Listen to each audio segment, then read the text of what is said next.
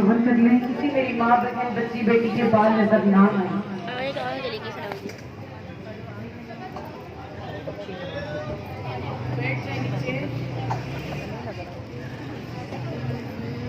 बहनों, महबूब की महफिल को महबूब सजाती है, महबूब की महफिल को महबूब सजाते हैं, आते हैं वही जिनको सरकार बुलाते हैं।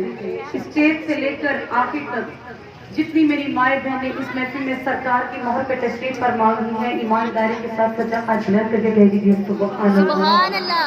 इसके सीनों में आका के नाम की मोहब्बत और हाथों में ताकत है, सीनों का जोर लगा के दोनों हाथों को बुलंद करके कह दीजिए सुभान अल्लाह। कि आते हैं वो भी जिनको सरकार बुलाते हैं। क्योंकि बहनों, ये महफिल है रब के महबूब मोहम्मद मुस्तफा सल्लल्लाहु अलैहि वसल्लम के नाम की, पीरों के पीर वो दस्तगीर के नाम से। तेरे बहनों, जब इन महफिलों को सजाया जाता है तो इन महफिलों में नबी के उम्मत ही नहीं बल्कि रब के फरिश्ते भी हाजिर होते हैं और वो हमारा कलाम सुनते भी हैं, हमारे साथ पढ़ते भी हैं, हमारा ध्यान भी करते हैं कि आखिर नबी के उम्मती, नबी के आशिक रसूल महफिल तो सजाए बैठे हैं, लेकिन आखिर नबी की शान में कर क्या रही है। जब दोबारा वापिस फरिश्ते अर्श मौला पे जाते हैं, जब दोबारा वापिस फरिश्ते अर्श मौला पे जाते हैं तो अल्लाह तबारक व तआला उनसे फरियाद करते हैं और पूछते हैं कि ए फरिश्तों कहाँ से आए हो, फरिश्तों कहाँ से आए हो। तो फरिश्ते आगे से जवाब अता करते हैं कि ए अल्लाह, हम लोग फर्शे आज़म पे गए थे, तेरे नबी के कुछ आशिक रसूल नबी के उम्मती महफिल को सजाए बैठे थे, जिस तरह आज हम यहाँ पर सजाए बैठे हैं।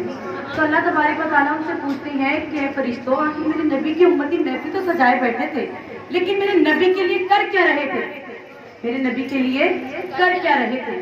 तो फरिश्ते आगे से जवाब अदा करते हैं कि ए अल्लाह, कुछ तेरे नबी के आशिक रसूल सज्जा हाथ बुलंद करके दोज़ख की आग से बच रहे थे, कुछ तेरे नबी के आशिक रसूल नबी की शान में सुभान अल्लाह कह के जन्नत में अपने अपने नाम का दरख्त लगा रहे थे, और कुछ तेरे नबी के आशिक रसूल दरूद पाक पढ़ के 10-10 दर्जात बुलंद कर रहे थे, 10-10 गुनाहों को मिटा रहे थे और 10-10 नेकियों को बढ़ा रहे थे।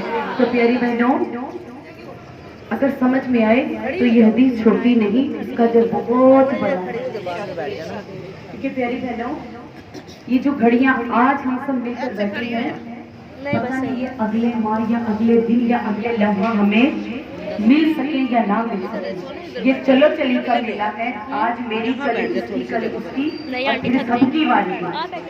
ये दुनिया में बसेरा किसी का नहीं है। इसीलिए प्यारे बहनों, ये महफिल मेरी हाजिरी यहाँ पे 10 मिनट की, आधे घंटे की, घंटे की या 2 की, ये जब तक रब की मोहर मुझ पे लगी होगी, मैं यहाँ पे बैठूंगी, आपके सामने पढ़ूंगी, मैं पढ़ूंगी, आप मेरा साथ देंगे, सुभान अल्लाह की सदाएं भी लगेगी, दुरूद पाक भी पढ़ेंगे, अल्लाह तबारक व तआला के नामों से इसका आगाज होगा। लेकिन मेरी इस महफिल में अगर आपकी गौर होगी ना तो मुझे भी कैपेसिटी मिलती रहेगी। मैं दुरूद पाक पढ़ूंगी, आपको समझ आएगा तो मुझे पता चलेगा कि आखिर जो मैंने पढ़ा था इधर समझ में आया है, तो मेरा दिल करेगा मैं इससे और अच्छा पढ़ के सुनूं। क्योंकि बहनों, ये जरिया निजात है हम सबके लिए। जब हम लोग मर जाएंगे, हम सबको मुझ समेत कतरा कतरा जरा जरा नेकियों की जरूरत होगी।